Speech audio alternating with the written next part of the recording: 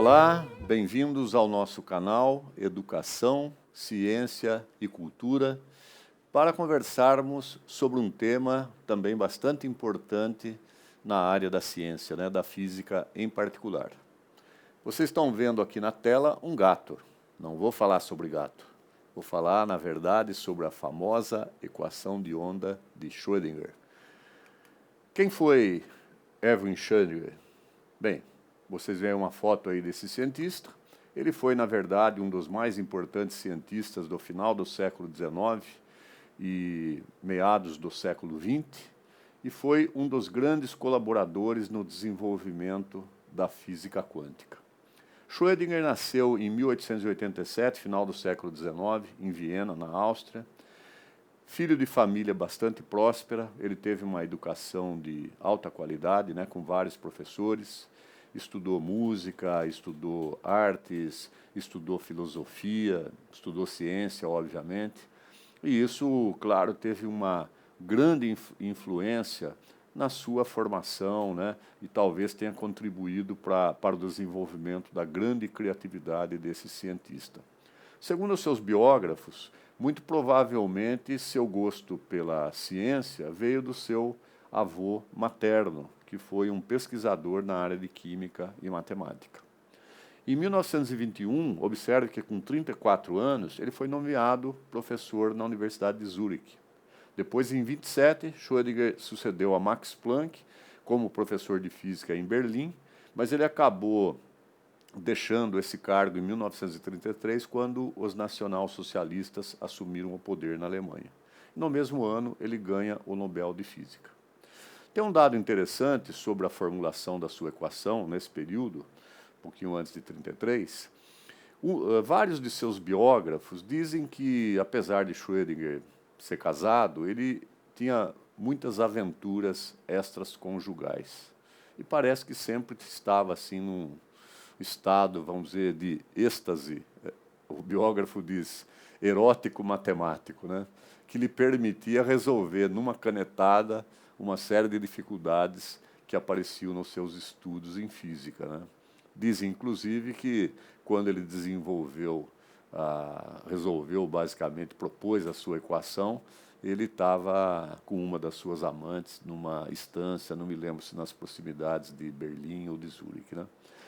Bem, estou falando isso, é claro que nem para enaltecer e nem para fazer um julgamento moral sobre o seu comportamento, porque, obviamente, não é o caso dessa nossa conversa. Mas sim para mostrar que esse exemplo particular da sua vida nos mostra que a ciência está muito próximo da vida cotidiana, porque, normalmente, nós temos assim a ideia de que os grandes cientistas foram pessoas absolutamente, digamos, acima de qualquer crítica.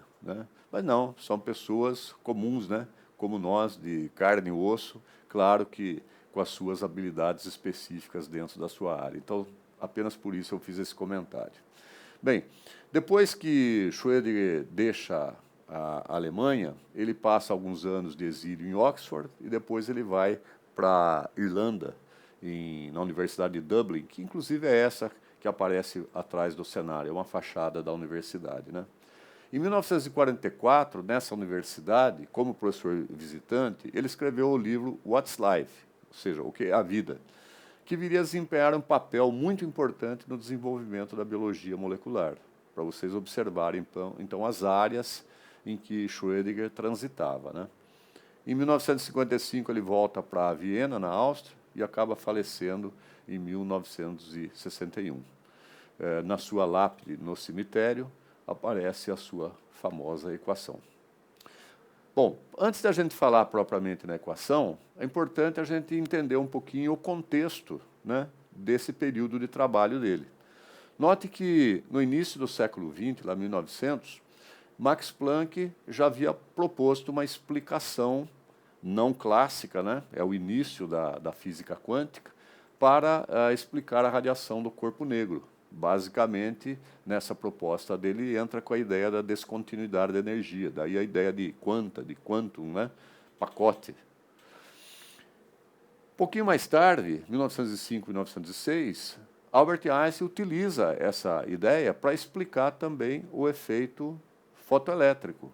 E aí a gente começa, então, a ter o desenvolvimento da chamada física quântica. Depois, em 24, de Broglie apresenta um postulado propondo, então, que as partículas também têm um comportamento ondulatório, portanto, tem um comprimento de onda. E aí começa a ideia da dualidade onda-partícula, né? Agora, apesar dessas contribuições extremamente importantes, né, desses três personagens, na verdade faltava um formalismo matemático mais abrangente, né, um pilar para a mecânica quântica semelhante ao que são as leis de Newton para a mecânica clássica ou as equações de Maxwell para o eletromagnetismo.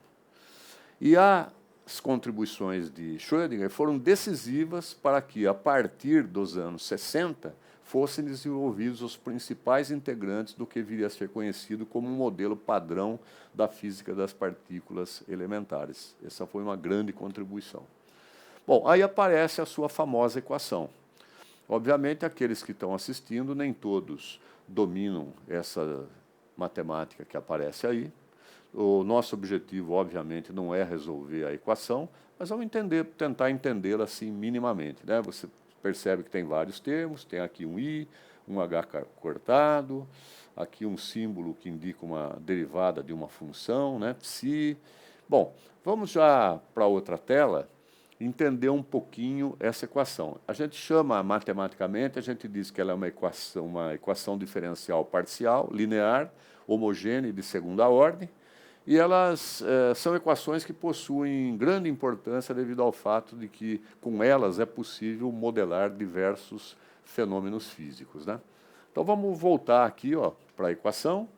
Está vendo esses vários termos? Agora, da esquerda para a direita, vou explicando cada um deles. O I que aparece é a unidade imaginária dos números complexos, a raiz de -1, ou seja, I quadrado é igual a -1, a base dos números complexos. O H cortado, a gente diz que a constante de Planck reduzida corresponde ao H, que é a constante de Planck, dividido por 2π. Essa constante de Planck tem esse valor no sistema internacional, 6,62 vezes 10 elevado a -34. Essa função psi, ela está escrita aí para uma dimensão. A gente tem o formato, digamos, mais abrangente da equação de Schrödinger para as três dimensões. Aí ela está aparecendo para uma dimensão só.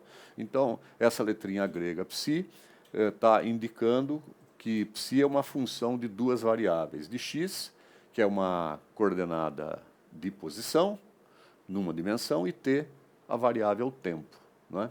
Então, psi é uma função que a gente chama de função de onda, dependendo dessas duas variáveis. E aqui começa, então, essa a questão das derivadas, que talvez parte de vocês não tenham familiaridade. É uma operação matemática, né, muito importante, né, que se estuda quando estudamos cálculo diferencial integral. E ela, na verdade, é uma ferramenta que serve para entender o comportamento das funções de um modo geral, desde as mais simples até as mais complexas, né? A gente lê aqui assim, a derivada da função psi, que é a função que eu expliquei, em relação ao tempo, né? A gente chama essa de derivada primeira. M é a massa da partícula, não devemos dizer partícula, porque se a partícula tem um comportamento ondulatório, então é a massa da partícula onda, né? E agora aparece a derivada novamente, mas observe que tem essa simbologia que parece um quadrado, mas não é isso. Na verdade, é uma indicação de que a operação de derivada é feita duplamente. Fez-se a derivada primeira, agora deriva-se essa nova função, né? Só que agora, observem que a derivada aqui, ela estava em relação à variável tempo, e aqui ela está em relação à variável de posição x, ok? Então, essa é a derivada segunda em relação a x da função psi de x e t. E v de x e t é a função potencial ou a função energia potencial associada à onda-partícula, né? Agora, vocês podem perguntar assim, mas afinal, para que serve essa equação, né? Bom, na mecânica clássica, provavelmente aí todos dominam, porque no ensino médio, né, você estuda isso. A segunda lei de Newton, as leis de Newton, são utilizadas para prever matematicamente o que vai acontecer com o corpo, com o sistema, num certo momento, dada as suas condições iniciais, ou seja, a sua velocidade inicial, sua posição, a força que age sobre o corpo e o sistema, e com isso você prevê o que vai acontecer com esse sistema, partícula, esse corpo no futuro, né? Bom, seu equivalente na mecânica quântica é a equação de Schrödinger, ou seja, é uma equação utilizada para analisar o comportamento de sistemas quânticos. Normalmente, átomos, moléculas e partículas subatômicas, sejam elas livres, ligadas ou localizadas. Note que a equação de Schrödinger é uma equação algébrica, como dito, uma equação diferencial parcial linear, que descreve a evolução temporal e espacial, por isso as coordenadas x e t, da função de onda, que é uma expressão matemática do caráter ondulatório de uma partícula. A equação de Schrödinger, note que ela governa a evolução da função de onda de um sistema.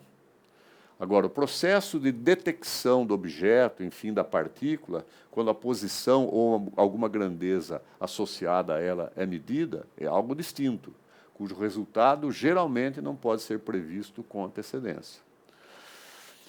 Bem, o Schrödinger, ele não, digamos, não esclareceu exatamente o significado da função de onda psi, mas ela foi introduzida como uma função das coordenadas de posição e tempo, semelhante a uma onda.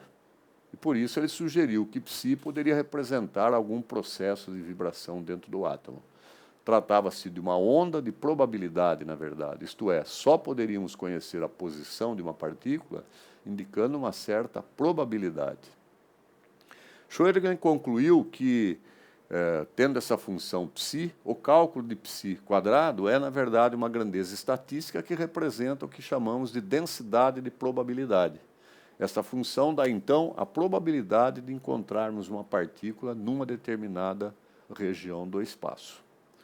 Quando a partícula ainda não foi detectada, digamos, a equação prevê que ela está existindo numa forma de onda, né? Coexistindo, então, num estado de superposição quânticas em todas as posições possíveis previstas na equação. Não faz sentido eu dizer que a partícula está aqui ou lá. Quando a medida é feita, todas essas possibilidades desaparecem e vai se manifestar somente aquela que foi medida. Assim, a equação vai me dar possibilidades do que pode acontecer. Ela não é uma equação determinista e sim estatística. Então, note que o advento da física quântica, ele, digamos, tem implicações, inclusive, filosóficas, né? Porque se com a lei de Newton nós tínhamos uma física mais determinista, né? Inclusive se entendia ali, no final do século XIX, que praticamente estava tudo resolvido com a física clássica, né? E agora nós temos uma situação distinta, onde você não consegue mais prever onde está a partícula, mas sim a probabilidade dela estar, digamos, numa determinada região. A equação de Schrödinger, então, revolucionou os conhecimentos sobre o mundo atômico, permitindo, por exemplo, descrever de maneira mais satisfatória as propriedades dos átomos. Ela mostra, né, a equação, todas as propriedades da matéria como ondas, e foi, sem dúvida nenhuma, uma das maiores conquistas da física ou da ciência no século XX. A equação é utilizada na física e na química para lidar com problemas sobre a estrutura atômica da matéria. Para vocês terem uma ideia, é claro que a equação, a solução dela é complexa, né? Aparece aí a solução, né? A função lá, psi, aqui em função de outras coordenadas, que é a resolução para o átomo de hidrogênio, né? Então, para, digamos, diferentes estruturas, você tem diferentes resultados da equação. Obviamente, como dito de início, o objetivo não é discutir essa equação, porque para isso seria necessário, então, um tempo e também que as pessoas que estivessem assistindo tivessem um bom domínio da matemática utilizada, que não é o foco dessa explicação. E aí a gente vai quase para o final, mostrando, então, a razão lá do gato de início. Aí tem uma imagem do chamado gato de Schrödinger. Na verdade, o gato de Schrödinger é uma, digamos, um experimento fictício, né, virtual, mental, proposto por Avery Schrödinger, que basicamente consta do seguinte, olha, a ideia é um gato colocado no interior de uma caixa fechada, que nós, não, em tese, não temos acesso. Lá nessa caixa tem um material radioativo, que pode decair, né, emitir partículas com uma probabilidade, digamos, de 50%. E se esse material radioativo, então, se ocorre o decaimento, há um contador Geiger que detecta essa radiação e, uma vez detectada, um martelo acionado pelo mecanismo do contador, né, do Geiger, quebra um frasco que tem um veneno que é fatal para o gato, né? E aí o gato, então, pode estar morto ou pode estar vivo, porque se há uma probabilidade de 50% de haver o decaimento, né, do material radioativo, ele pode acontecer ou não, com 50% de probabilidade. Então, o gato aí dentro está vivo ou está morto? Bem, o que ocorre? Se abrirmos a caixa, aí estamos interferindo no sistema. E é claro que nós vamos ver o gato numa determinada situação, né? Esse é o paradoxo proposto por Schrödinger. Então, em 1935, ele criou esse experimento mental, na verdade é um paradoxo do gato que liga, digamos, é como se ele ligasse o micromundo quântico com as suas probabilidades estatísticas, que substituem, então, o sistema determinista lá da física clássica ao mundo, macromundo newtoniano, de objetos cotidianos que obedecem, então, a regras rígidas de casualidade. Já descrevi aí o experimento, o gato é colocado nesse estado quântico, né, de vivo ou morto, porque você não sabe. E segundo o raciocínio de Schrödinger, se fosse um caso quântico, as duas realidades aconteceriam simultaneamente, revelando o comportamento imprevisível no nível quântico. No entanto, um dos princípios da mecânica quântica, o princípio da incerteza de Heisenberg, estabelece que não é possível fazer uma medida sem interferir nos resultados da própria medida. Ou seja, como dito, você abre a caixa, aí você vai encontrar o gato, obviamente, numa posição ou vivo ou morto, né? Então, ao abrir a caixa, você está, digamos, interferindo, já não é mais o sistema antigo, né? Bom, tem aí, é uma ideia mental, né? Por trás da ideia da superposição quântica, a ideia de que há possibilidades distintas que acontecem ao mesmo tempo, né? Os resultados das contas da mecânica quântica são uma lista, na verdade, de possíveis resultados com probabilidades associadas, né, a essa ideia de superposição, né? Os resultados matemáticos da equação, todos eles, não podem ser observados diretamente e simultaneamente. Agora, é importante que Schrödinger, na verdade, pretendia, com seu paradoxo, fazer um comentário sarcástico sobre a probabilidade quântica ou as chamadas variáveis ocultas, né? Podendo resolver a incerteza olhando na caixa. Na verdade, ele era crítico a algumas interpretações da sua equação, né? Mas como se estabelece aí na teoria literária, depois que o autor escreve, ele, de certa forma, deixa de ser propriedade dele, né? Está aberto para todos os leitores opinarem. Então, Schrödinger argumentava que tal previsão é ridícula, pois estados de posição nunca são observados no mundo macroscópico. Para ele, a ideia do paradoxo era para mostrar que o formalismo da física quântica ainda estava incompleto, ou seja, ele precisava ser refinado. A intenção dele era expor, então, as fragilidades, naquele momento, da física quântica. Para encerrar, algumas considerações. A equação de Schrödinger, então, forneceu as bases para a compreensão da física atômica, bem como mudou significativamente a nossa visão sobre a constituição da matéria, ou seja, de como se descreve as propriedades básicas do mundo como as entendemos atualmente.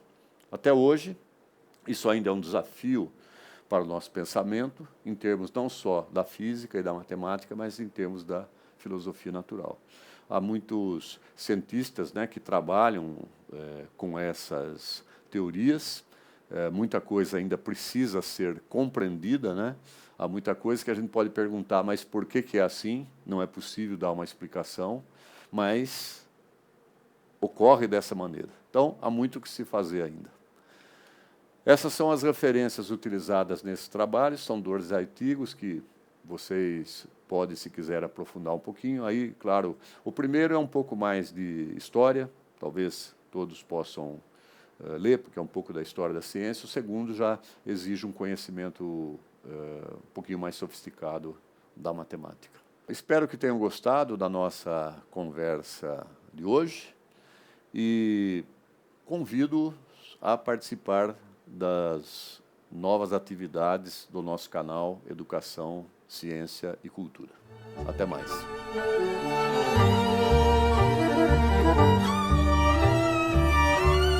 Eu ia fazer uma brincadeira no final, acabei esquecendo. Eu falei assim, é meio complexo, né? Acho que é melhor dançar um tango argentino.